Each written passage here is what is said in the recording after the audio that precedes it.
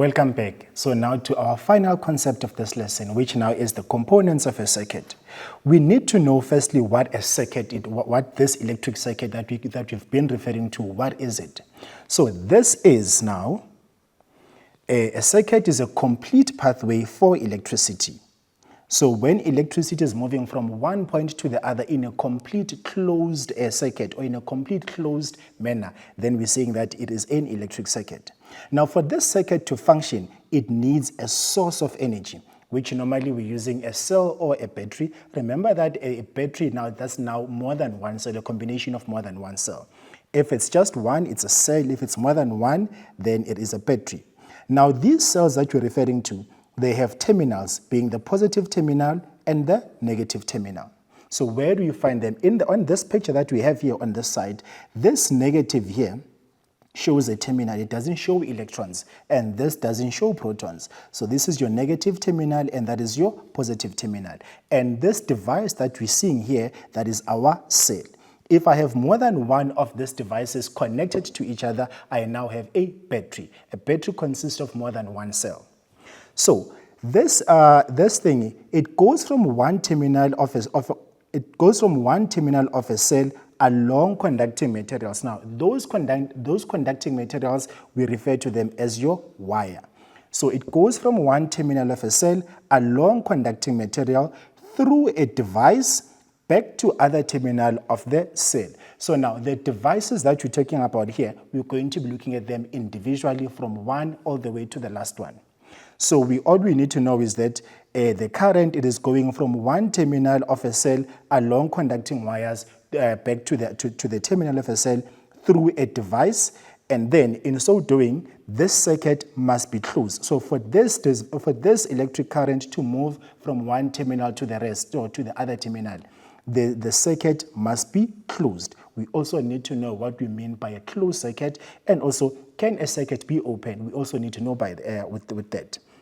So now, the circuit must be closed for a device to work, such as a bulb which lights up. So one of the devices that this electric current passes through is your bulb. And that bulb, for us to be able to know that electric current has passed through this bulb, the bulb is going to light up. So if it lights up, then we can clearly say that electric current, it did indeed pass through this particular device.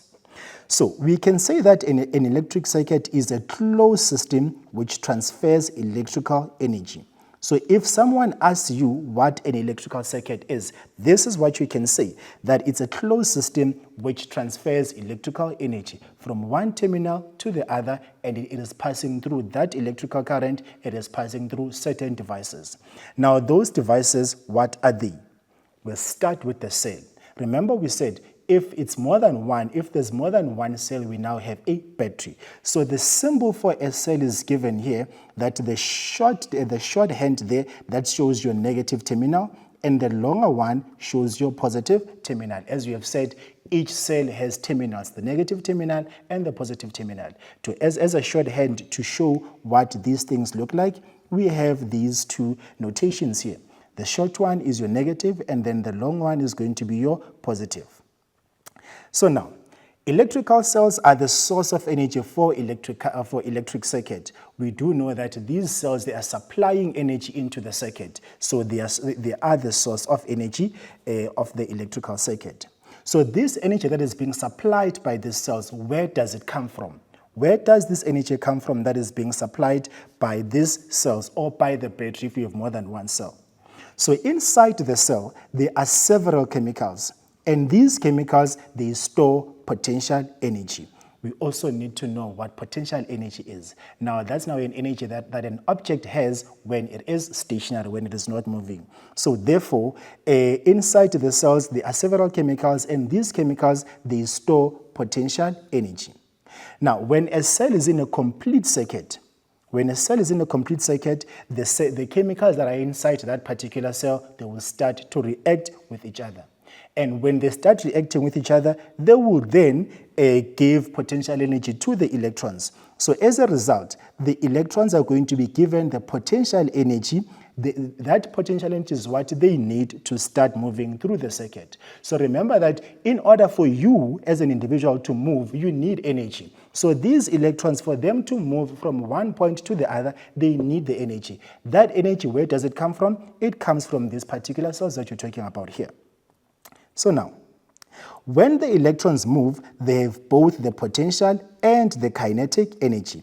Potential energy when it is stationary, and then kinetic energy when the object, or in this case, when an electron is in motion, it has kinetic energy. So the electric current, it is the movement of electrons through the conducting wires. So when someone asks you to define or to ask you what is an electrical current, you're going to tell them that an electrical current is the movement of electrons through the conducting wires. Remember, conducting wires could be any wire that is going to allow the current to pass through it. So wires, they have different conductivity, and we're going to be looking at those now. So another device that the electric current is passing through is going to be your resistor. So what is a resistor? As you can see from the picture here, there are certain objects that are wanting to pass through this device, and there's some resistivity that is happening there. So a resistor, that's an electrical component that limits or it regulates the flow of electrical current in an electrical circuit. So the resistor, it limits or it regulates, it controls the movement of electrical current through the electrical circuit, or in an electrical circuit. It controls the movement of this electrical current in a circuit. So these resistors, they allow electrons to move through them, but they do not make it easier for those electrons to pass through them. Hence resistor, they are resisting the movement or the flow of electrical current. So now, these resistors, they are said to resist the movement of electrons, as they getting their name from there, that they are resisting the flow, or they're resisting the movement of electrons from one point to the next. So as you can see from this picture, there's some resistance that is happening there. The electrons are not able to pass through easily. So the resistors, therefore, they influence the electric current in a circuit. So the resistors, they influence the electric current in a circuit. How do they influence that? Remember, the higher the resistance.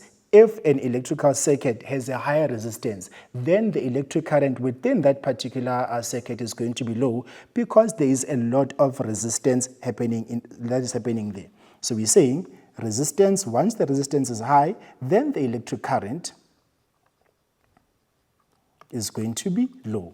So that means these two things, when one increases, the other one decreases. That is the relationship that they have. So in continuing now with the resistors, we are then saying now, these resistors, they can be extremely useful. How can they be useful? We need to think now about a kettle. If you look inside the kettle, you will see this large metal coil, and this metal coil, we know it as an element. So this metal coil is the heating element, and if you plug in and switch on the kettle, the element is going to heat up. So now when this element heats up, the water in the element will also now heat up. So therefore, the element heats up the water, and then the element is also known as a large resistor in this particular kettle. So when now this element is heating up, it is going to also heat up whatever the contents are inside that particular container, in this case, in this particular kettle. So how does that happen? When the electrons move through the resistor, they use a lot of energy. Remember, where are they getting this energy from? From the cells. The cells, or the battery, they are supplying the electrons with energy to be able to move around, or to move from one terminal to the other terminal. So when these electrons are moving through the resistor, that is this element in this case, they are going to use a lot of energy. Why are they using a lot of energy? Because the resistor is resisting the flow. It is resisting the movement of these electrons from one point to the next. So for these electrons to be able to pass through, to force their way through the resistor, they must use a lot of energy.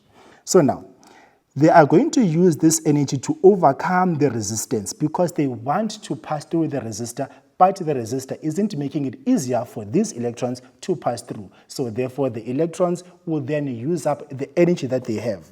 So this energy is transferred into the surroundings in a form of heat. So when these electrons are using that energy supplied by the cells, that energy is going to be transferred into the surroundings and is transferred in a form of heat.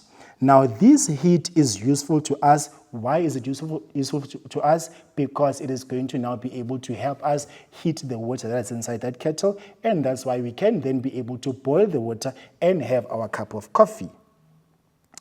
In addition, with the resistors, we always need to remember that each of these components or each of these devices, they have a certain symbol. We saw that for a cell, we have a negative terminal and a positive terminal.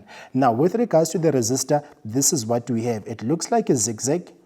So this is a symbol for a resistor given to us there at the top. Now for us, we know what a cell looks like. We also need to know what a resistor looks like. So the picture here, it shows us what a resistor looks like.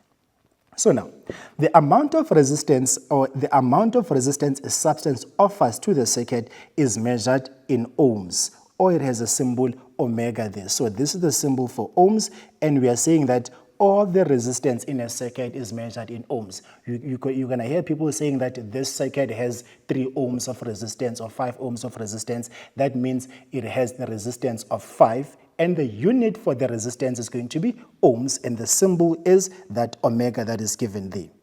So if you want to use resistors to control the current flow, then we need to know the amount of resistance. So in order for us to be able to use or to control the flow of current within a circuit, we need to know how much resistance is required for that particular circuit. And this is now why the circuits or why the resistors are useful to us, because as we have seen, they help us to heat up the water that we are able to make the coffee with. The light bulbs that are enabling us to see in the dark, that's now another form of a resistor.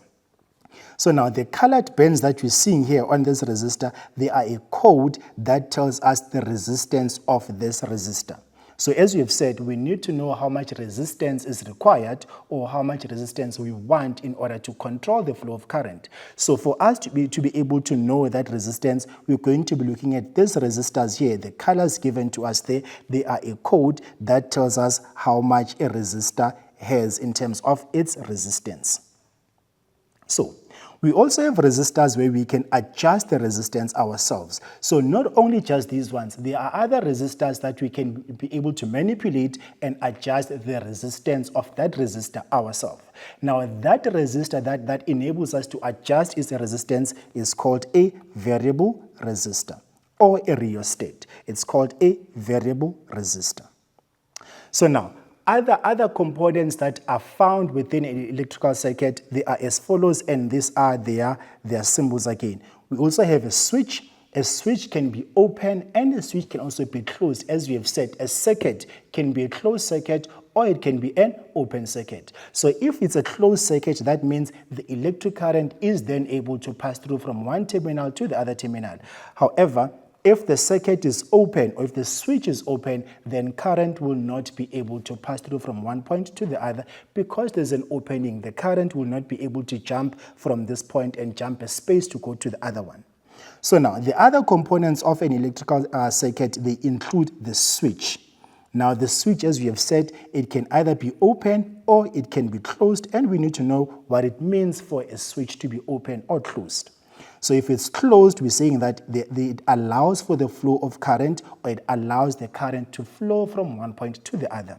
But if it's open, it blocks or it disconnects the flow of electrons. And as we can see from the picture here, once the switch is closed, then the light bulb is able to emit light. However, once the switch is open, then the light bulb switches off because there's a disconnection. The electrons or the current flow is not able to move from this point to the other point if the switch is open, and if the switch is closed, then the electrical current is then able to use or able to jump from one point or to move from one point to the other. Now, in an electrical circuit, again, we also know that what is connecting the terminals, the negative terminal and the positive terminal, those are your wires, or in this case, our conducting wires. So now, that's a material which is usually metal, such as copper, and it allows the electrical current to pass easily. Remember, all of these metals or all of these wires, they have some sort of resistance.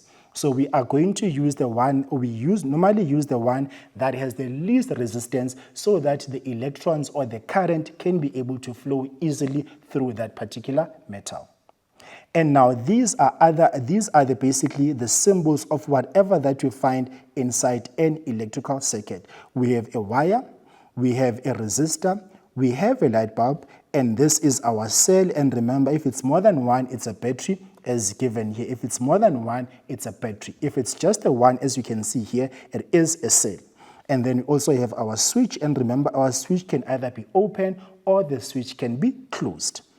So with that, we can then be able to build our own electrical circuit. So with this information and all these components, let's see if we can be able to build our own electrical circuit. But remember, other sources, they use a different symbol for a resistor, which sometimes looks like this. So sometimes we'll find that a resistor is denoted as this, or it can also be denoted as a zigzag. So with this information again, see if we can be able to build your own electrical circuit, and I will see you next time. Bye.